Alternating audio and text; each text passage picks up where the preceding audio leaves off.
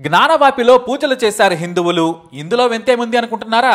ఇది వివాదాస్పద జ్ఞానవాపి మసీదు. హిందూ దేవాలయం ధ్వంసం చేసి దాని మీద మసీదు కట్టారనేది హిందువుల ఆరోపణ. వాస్తవానికి ఇది ఆరోపణ కాదు. కాస్త లోపలికి వెళ్లి చూస్తే హిందూ దేవాలయ ఆనవాళ్లు అడుగడుగునా కనిపిస్తాయి. కానీ ఔరంగజేబు కాలం నాడు కొత్తగా మసీదులు నిర్మించేందుకు ఆసక్తి చూపించలేదు. ఎందుకంటే ఆ నీచుడు హిందూ మతమే ఉండొద్దనుకున్నాడు. హిందూ ఆలయాలను ధ్వంసం చేసి అద్భుత కట్టడాలను నాశనం చేసి వాటిని మసీదులుగా మార్చాడు నీచుడు. ఇక ఆ తర్వాత మనం స్వాతంత్రం కోసం పోరాటం మొదలుపెట్టాం. స్వాతంత్రానికి ముందు కూడా అవి మసీదులు కాదు హిందువుల గుడులని పోరాడినా కూడా తరాలు మారిపోయాయి. ఎందుకంటే 200 ఏళ్లు బ్రిటిష్ పాలనలో ఉండడంతో అవి నిజంగానే మసీదులైపోయాయి. కానీ కొంతమంది మాత్రం ఒక తరం నుంచి మరో తరానికి మారేటప్పుడు కూడా హిందూ ఆలయాలంటూ పోరాటాలు మాత్రం ఆపలేదు. బ్రిటిష్ వాళ్ళు వెళ్లిపోయిన తర్వాత నాడు దేశ విభజన సమయంలో లక్షలాది మంది హిందూ ముస్లింలు ఓచకొత్తకు గురయ్యారు. దీంతో దేశంలో మరోసారి మతపరమైన హత్యలు హింస జరగొద్దని నాడు ప్రధాని జవహర్ లాల్ నెహ్రూ భావించారు. అలా భావించిన నెహ్రూ స్వాతంత్రానికి ముందు ఉన్న ప్రార్థనాలయాలు ఆ తర్వాత కూడా అలాగే కొనసాగుతాయి అని స్పష్టం చేశారు. దీంతో హిందూ ఆలయాల స్థానంలో ఉన్న మసీదులు అలానే కొనసాగాయి, ఇంకా కొనసాగుతున్నాయి. కానీ బీజేపీ వచ్చిన తర్వాత పరిస్థితులు మారిపోయాయి. ఎన్నో ఏళ్లుగా సాగిన బాబ్రీ మసీదు వివాదం ముగిసిపోయింది. రాముడు పుట్టిన చోట ఆలయం కూడా పూర్తయింది. ఇప్పుడు జ్ఞానవాపి మరో అయోధ్య కాబోతుంది అన్నట్లుగా కనిపిస్తోంది. ఎందుకంటే సరిగ్గా వారణాసి కోర్టు న్యాయమూర్తి రిటైర్మెంట్ రోజునే సంచలన తీర్పు వెలువరించారు. మసీదు ప్రాంగణంలో ఉన్నది శివలింగమ్మ ఫౌంటైనా అనే జోలికి పోకుండా ఆర్కియాలజీ డిపార్ట్మెంట్ ఇచ్చిన నివేదికతో హిందువులు పూజలు చేసుకోవచ్చని తీర్పునిచ్చారు. జనవరి 31న మసీదు నేలమాళిగలో ఉన్న విగ్రహాలకు హిందువులు మళ్లీ పూజలు చేయొచ్చని తీర్పునిచ్చారు ఆయన. దీంతో కోర్టు తీర్పును అమలు చేయాలని హిందువులు వెంటనే అధికారులను కోరారు. దీంతో సాయంత్రం 6 గంటలకి వారణాసి జిల్లా కలెక్టర్ వెంటనే అధికారులతో సమావేశం ఏర్పాటు చేశారు. ఎస్పీతో భద్రతా చర్యల మీద చర్చించి అదనపు బలగాలను ఏర్పాటు చేశారు. కాశీ విశ్వనాథుడి గుడి పక్కనే ఉన్న మసీదు నేలమాళిగల ప్రాంతంలో దేవుడికి మళ్లీ పూజలు మొదలయ్యాయి.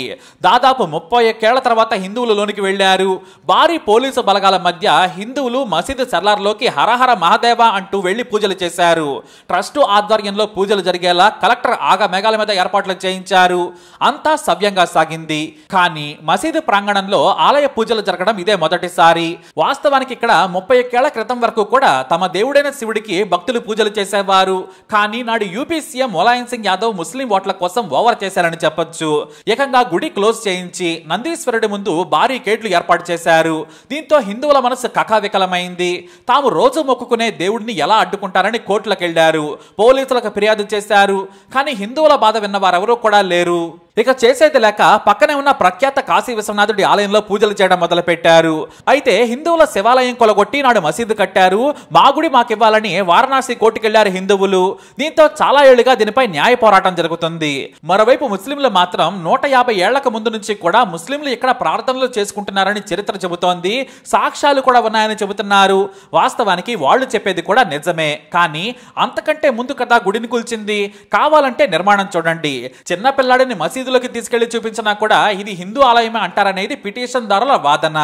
నిజంగా కూడా మసీదులో అడుగడుగునా హిందూ దేవాలయ ఆనవాళ్లు కనిపిస్తాయి. కేవలం పైన కనిపించే డోము మధ్యలో నిర్మాణం తప్ప అంతా హిందూ ఆలయమే అనేది హిందువుల వాదన.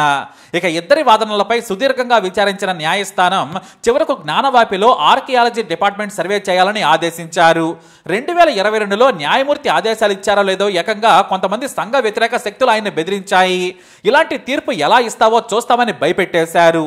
దీంతో యోగి సర్కారు వెంటనే భారీ రక్షణ కల్పించింది. ఇక కోర్టు ఉత్తర్వుల మేరకు ఆర్కియాలజీ డిపార్ట్మెంట్ సైంటిఫిక్ సర్వే చేసి 839 పేజీల నివేదిక ఇచ్చింది. అయితే కోర్టులో వాదన సమయంలో కీలక విషయాలు బయటకు లీక్ అయ్యాయి. అవేమంటే మసీదు హిందూ ఆలయాన్ని కొలగొట్టి దాని మీద నిర్మించింది అని తేల్చేశారు. మరో సంచలన విషయం ఏంటంటే ఆలయంలో మన తెలుగులో కూడా ఎక్కువగా శాసనాలు ఉన్నాయని పురావస్తు శాఖ తెలిపింది. 4 నెలల పాటు చేసిన ఈ సర్వేలో మన తెలుగు, కన్నడ, దేవనగరి భాషలో 34 శాసనాలు ఉన్నాయని తేల్చడం విశేషం.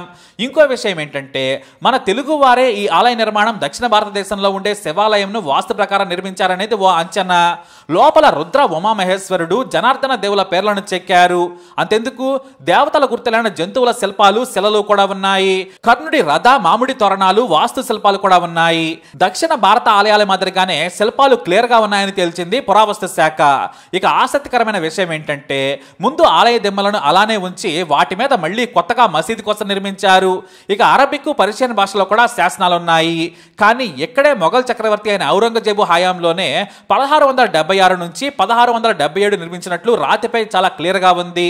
కానీ దేవాలయం అనేది మాత్రం అంతకంటే వందల ఏళ్ల ముందు నుంచి ఉందని తేలింది. ఔరంగజేబు రాజుగా ఉన్న సమయంలో దేవాలయాలే కాదు, పాఠశాలలను కూడా కూల్చి మసీదులు నిర్మించినట్లుగా ఔరంగజేబు చరిత్ర రాసిన మాసిర్-ఏ ఆలంగిరిలో రాసినట్లు పురావస్తు శాఖ తెలిపింది. ఇక మసీదులో కీలకమైనది పునాది. అక్కడ ముస్లింలు ఎక్కువ మంది ప్రార్థన చేసుకోవడానికి ప్లాట్ఫామ్లను సిద్ధం చేశారు. తూర్పు భాగంలో ఆలయ స్తంభాలతోనే మసీదు నిర్మించారని పురావస్తు శాఖ తెలిపింది. అయితే మసీదు ప్రాంగణంలో ఉన్న ఫౌంటైన్ ప్రాంతంపై మాత్రం పురావస్తు శాఖ విచారణ చేయలేదు. ఎందుకంటే అది ఫౌంటైన్ అని ముస్లింలు వాదిస్తున్నారు. అయితే అది శివలింగం, దానిని మార్చేసి ఫౌంటైన్ చేశారనేది హిందువుల వాదన. కానీ దానిపై పురావస్తు శాఖ ఏమీ తెలపలేదు. పశ్చిమం వైపు గోడ మొత్తం హిందూ ఆలయ నిర్మాణమే అని కూడా తేల్చేశారు విచారణాధికారులు. మొత్తానికి ఈ మసీదును హిందూ ఆలయం కూల్చి కట్టారని తేల్చేసింది పురావస్తు శాఖ. వాస్తవానికి ఇది చాలా క్లియర్ గా కనిపించే దృశ్యమే. కానీ ఔరంగజేబు కాలం నుంచి మసీదుగానే కొనసాగింది. కానీ ముస్లింలు మాత్రం హైకోర్టులో వారణాసి కోర్టు తీర్పును సవాలు చేశారు. జ్ఞానవాపిలో దొరికిన వస్తువులను కార్బన్ డేటింగ్ ద్వారా వాటి వయసును నిర్ణయించే పనిలో పడింది పురావస్తు శాఖ. 4 నెలల పాటు ఎంతో కష్టపడి ఈ సర్వే చేశారు అధికారులు. ఎందుకంటే సెన్సిటివ్ గా ఉన్న ఈ ప్రాంతంలో కొన్నింటిని తొలగించే ప్రక్రియలు హిందువులు, ముస్లిం నేతల అంగీకారంతో చేయాల్సి వచ్చింది. ఏదేమైనా కూడా 31 ఏళ్ల తర్వాత జ్ఞానవాపిలో పూజలు మొదలయ్యాయి.